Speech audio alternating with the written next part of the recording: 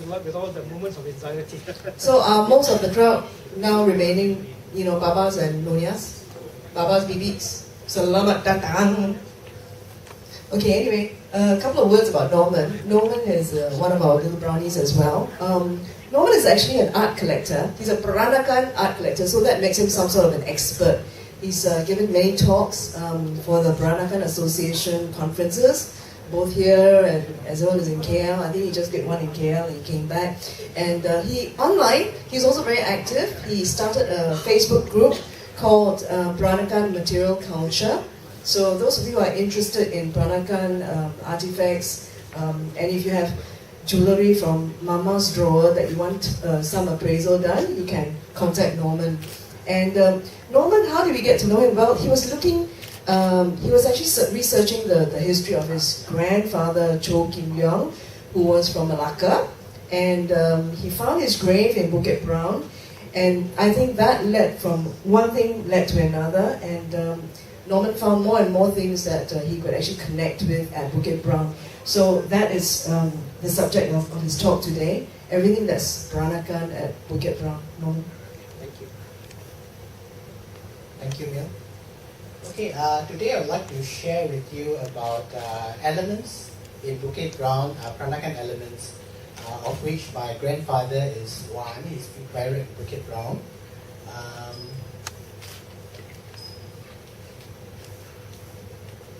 Okay, this is my grandfather, the wedding photo of my grandfather, Cho Kim Leong and Yoko Neo. Okay, they were married in 1934. Okay, a short history about my grandfather. He was born in 1902 at 84 Heron Street, Malacca. Okay, he comes from a upper middle class family of Peranakan. His father is Cho Po, and the mother is Kong Wei Yen. Okay, they later resided in 151 Heron Street. Okay, Cho Po was Gambia rubber plantation owner, and through research I found that Cho Po was actually quite rich. He has about 5,000 acres of tapioca land in Negris of Milan. Okay, and my grandfather actually married twice. Okay, the first marriage had one son and two daughters. Then the wife died, and the second marriage at the age of 32 was to my grandmother Yoko Neo, and they have two sons. Okay, the occupation of my grandfather was actually he was in charge of his father's estate, rubber estate in Sekamat, Johor. Okay, eventually he inherited the estate, and he settled from Malacca to Singapore in 1936, and they stayed in 421 Juchet Road. Okay.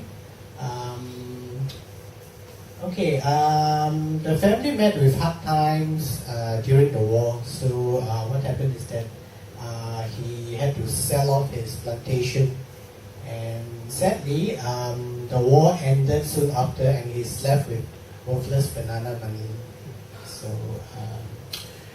eventually he died in the end of 1945, December 16. Okay. By then the family was quite poor, so they didn't really have much money to do a tomb for him, so they hurriedly buried him in Bukit Brown, and he was forgotten for the next 60 over years. So I was quite curious about, where my grandfather is. I know that he's buried in Bukit Brown, but nobody knows where until all this publicity about Bukit Brown being redeveloped, and there is this online website where you can search which date, the bureau records which plot of land, which plot he's exactly buried in. Okay, this is the home of my grandfather in Malacca. Now it has been transformed into a beaded shop. That is 84 Heron Street, and the other one is 151. Okay, then at the bottom here you can see the old house at 421 Juchet Road. Okay, this is the family photo of my grandfather. That is my grandfather with my dad, my grandma, and these are her sisters. Okay, so they were all residing at 421 Juchet Road in 1937.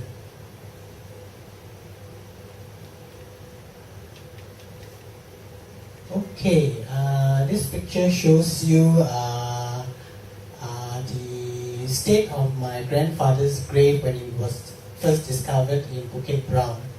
Okay, it was just a patch of lalangs and grassland.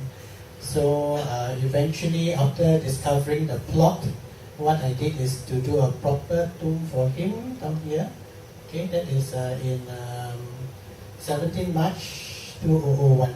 Okay, and he's actually at Block 4 Division, I think Block A Division 4. Okay, my search goes beyond searching for grandpa. Okay, I try to actually search my history, my family history, way back. Okay, as far as possible, how many generations upwards. Okay, for this search, how I can begin my search is through oral communication, meaning that I will speak to the elders, finding out information, and also through family documents. We have like birth cert, death cert, maybe title deeds, letters. That's how you discover your ancestors. Okay, other areas would be like public records. Clan association is a good place to search. And now with modern technology, probably internet search engines such as Google. Okay, then there's a very, very good resource, which is the newspaper SG. This is a newspaper archive online, which you can do search of old newspaper articles. Sometimes obituary may turn up quite a lot of information about the descendants, the grandchildren, the sons. Okay, this is the map of my family tree. Okay, the part in blue is the one which I discovered the name of the ancestors through oral communication. Okay, then you can see that some parts in yellow is obtained through family documents, and through newspaper SG, the online resource, I can find the names in green.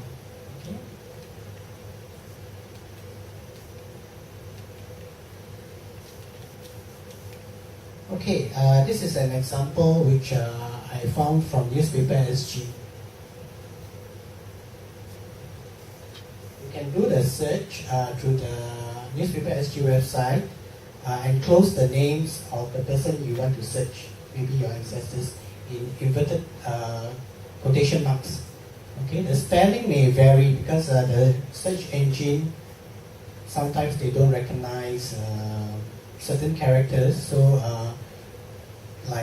for example, Kim, K-I-M, the M may sometimes be misrepresented by RN or an E by an O. Okay, and also try different permutations of the spelling. Kim can be spelled as K-I-M, K-H-I-M, or K-H-E-A-M. So in the old days, they are not very consistent in the spelling. So try to do different permutations of the pronunciation. Okay, and always verify against the date and place, because sometimes the same name may not be the same person. It could be someone who is like 20 or 30 years later, another person with the same name. Okay, through writing for I do some writing for the blog of Bukit Brown, and I'm glad that it has been read by people. And interestingly, this year someone wrote to me and sent me this photo. Okay, This guy here is my great-grandfather, Chopo, and my great-grandmother. And there is my grandfather when he was young, at the age of 20. Okay? And someone contacted me through Facebook to say that, hey, I've read your blog which you wrote for BUKIT BROWN, and Chopo happened to be our ancestor, so they said, they have photos for me, so they managed to get this photo emailed to me. So in search for your ancestors, it's good to leave trails so that through the internet people can contact you. Yeah. Okay, the next part of my talk will be on Peranakan funerals. Okay, this is an example of an early Peranakan funeral. I think this would be somewhere in the late 1800 to early 1900. You can see the down here. This one is the so-called the old hearse. They call it the kwanta. Okay, and that is the funeral lanterns. There is this small sort of sedan where they carry the urn to the place of burial.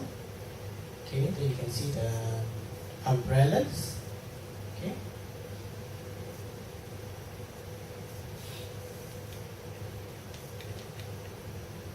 Here's another picture. Okay, you can see that there is a phoenix there. Usually for female is a phoenix. Okay, this is a typical Peranakan funeral. Okay, you can see them dressed up in sackcloth. The woman will be standing on one side. Usually it will be on the right side of the males. The males on the other side. So it's the same thing as for weddings. One side, the man on the left side of the bride. The bride will be on the right of the man. Okay. And interestingly, this one, I think it would be borne by men. I will show you the next slide. This one is a horse-drawn one. I think not many of you may have seen this. It's the olden days before you had the lorry version. Is either carried by men or drawn by horse. Okay, so this is an example where it's drawn by horse.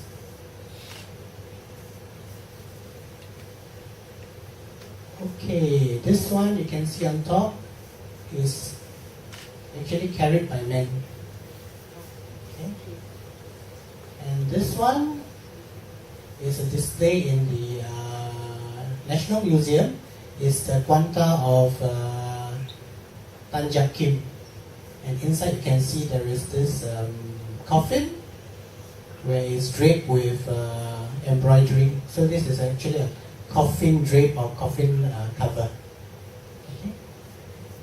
I'm going to share with you an account of this funeral of Tanjak Kim from the newspaper, which is published in 1917. Okay. Here's how it goes. The funeral of the late Mr. Tanjak Kim took place yesterday soon after 11 a.m. The coffin, which was covered in a black pall with white embroidery, was put in an elaborate carved black hearse with ropes to be drawn by a number of men. So this is actually the one which was used. Okay, let me share with you another account of elaborate Peranakan funeral. This is Tanjak Chuan in 1909. A monster procession formed up the river valley road yesterday morning. The coffin was waiting under the canopy in the grounds. The canopy of the coffin, the kwanta, was most beautifully decorated in embroidered silk, of which colorings was of very fine workmanship. The gold ornaments sparkled and glittered in the bright morning sun, and the various colors mingled in a blaze of light. The coffin was very massive and heavy, and the 64 barrels had to be relieved every half mile or so. Okay, this is an account of Tang Jak Chuan's funeral in 1909. Another famous person's burial is Tan Kim Cheng in 1892. Okay, here is how it goes. Okay, leading the procession was unusually picturesque on the account of the numerous costly and rainbow-tinted presentation banners. Freely subscribed for by the deceased compatriots was a gigantic figure, valued at $40, some 15 feet or more in height, by the name of Kai Lo Sin, a kind of Chinese Beelzebub, whose function was to act as a scarecrow for the devils. And sufficiently terrible is this purpose, he looked with his stark, staring red face and huge rolling eyes. Okay. Numerous bands of detachment, Chinese, Malays and Klings from Malacca. The coffin, according to custom, was carried in a most elaborate palanquin with highly decorated canopy. The whole structure was being carried by a band of 72 coolies in mourning costume. So you can see how heavy the kwanta is.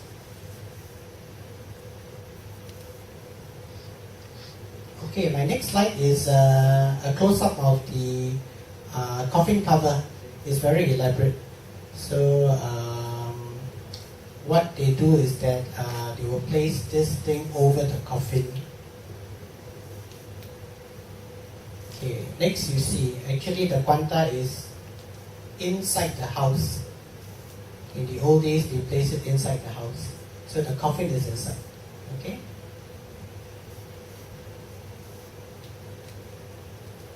Okay, if you have been to Malacca, I'm not sure whether you have visited the Baba Nyonya Museum.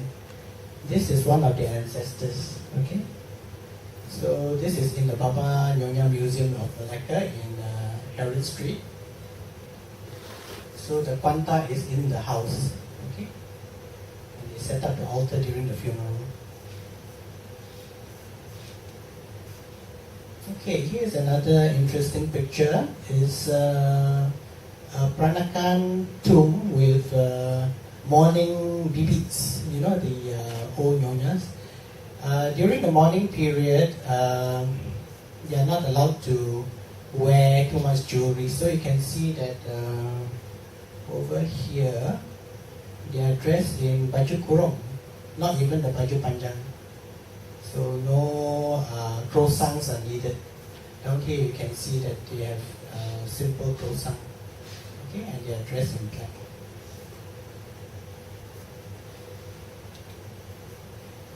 Okay, how do the Peranakans mourn for the dead? They are not allowed to wear very flashy diamond or gold jewelry. So what they wear is pearl jewelry set in silver. Okay, the pearl is a silver symbol of tears in the Victorian tradition.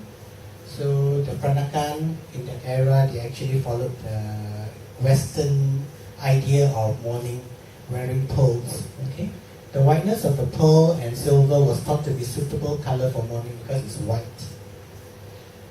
Okay, likelihood these things may still be buried with the dead in a tomb because the dead, they would be dressed in pearl jewelry, same as for the mourners. Okay. Existing evidence, I think lately some of the tombs which were exhumed, they found such jewelry, but because of erosion, you know, the the pearl actually decomposed. So what is left behind are the silver frames. Okay, next you can see this old ladies dressed in very Chinese-looking robes. Okay, these are actually robes for their 61st birthday. Okay, it's also the robe which they will wear to the coffin. Okay, is they call it actually is also named as the baju mati or death robes. Okay, to be worn when they die. Okay, here's another picture of funeral with the deceased family. Okay, Peranakans in mourning. The Peranakans have a very interesting system where the nyonyas, the female, would wear the baju in different colors during the different periods of mourning. Okay, the first 100 days they would wear the sackcloth. Sackcloth, they call it karong. Okay, karong, and 1 year of full black. That is 1 year of full black. Okay, then the next following 1 year it will be black and white. This one they call it chi itam. Okay, and 6 months of blue. That is the blue period, and finally the green period. Okay. Okay, then finally after mourning, to close the mourning period, they would stuck this exora to their hair. They won't use the entire one. It's just they will just pluck a small portion and insert it into their hair to signify that they can stop wearing colors already. So it's the end of the three-year mourning period.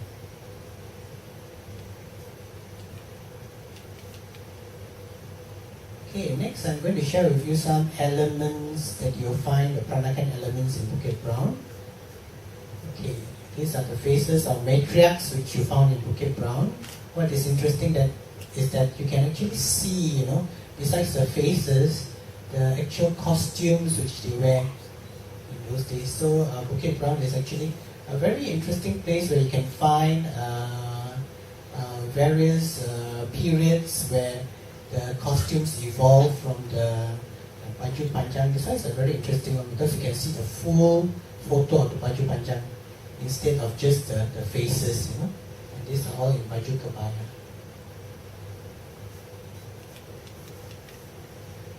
Okay, next you can see that Bukit Brown, you can see that the homes of the living, which is here, is actually reflected, in their tombs. You can see the gate.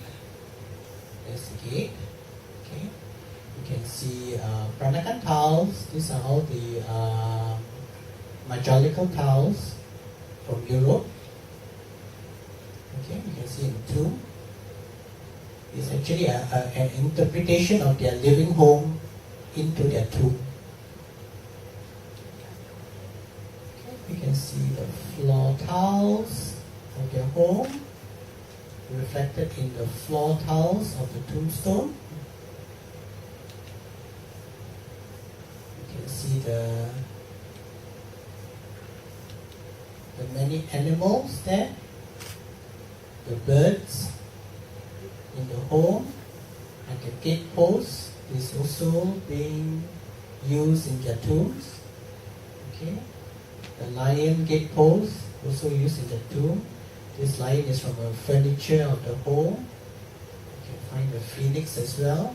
This is Nyonya ware, colorful porcelain used by the Peranakans.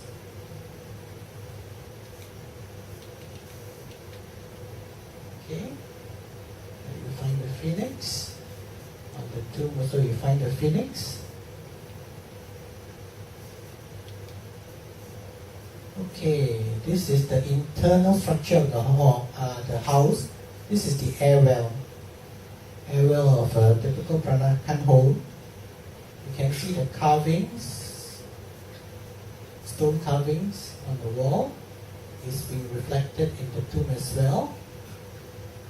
This is an example of the cut and paste porcelain, where actually pieces of porcelain are actually broken and formed into shapes of animals and figurines.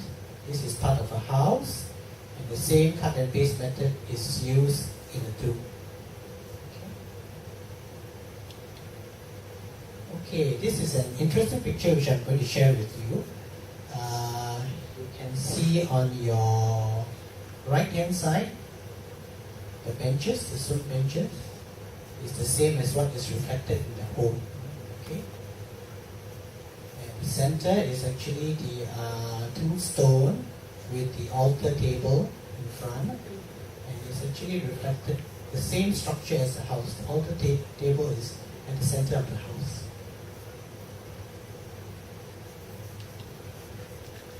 Okay, here is a close-up of the altar table.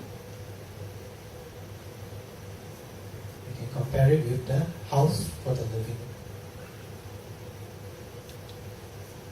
Okay, portraits.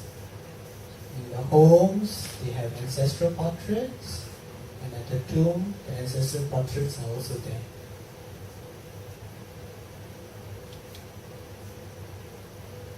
This is Sikat. I think if you look carefully, you can see actually there's a Sikat there.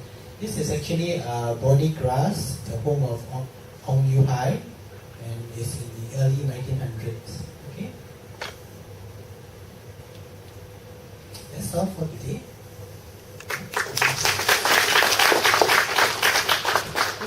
Do you want to take a question? Any questions?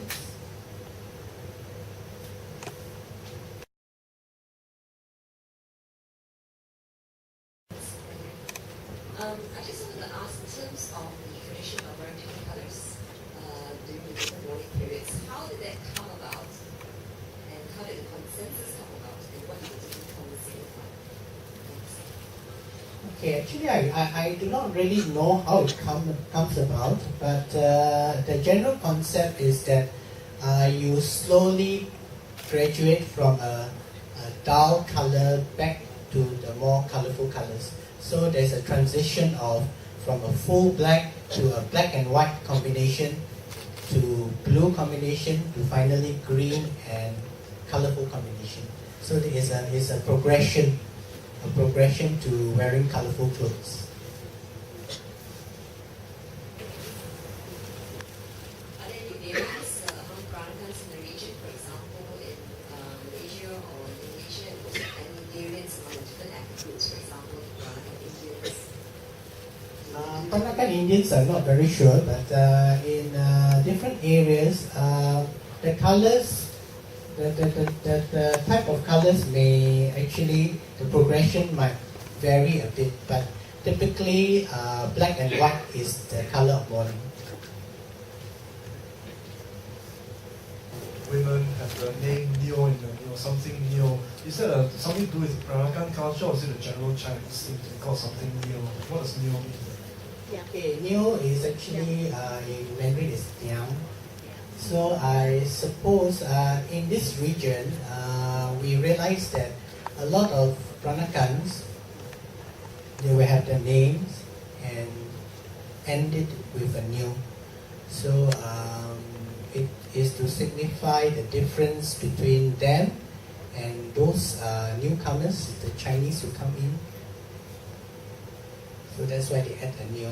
But sometimes, you know, the name itself, when they get the name, the parents name them, it will be Neo, mainly Neo. Like for my case, my grandmother, her name is Yo Kun Neo. So it's to signify that, you know, she's Peranakan.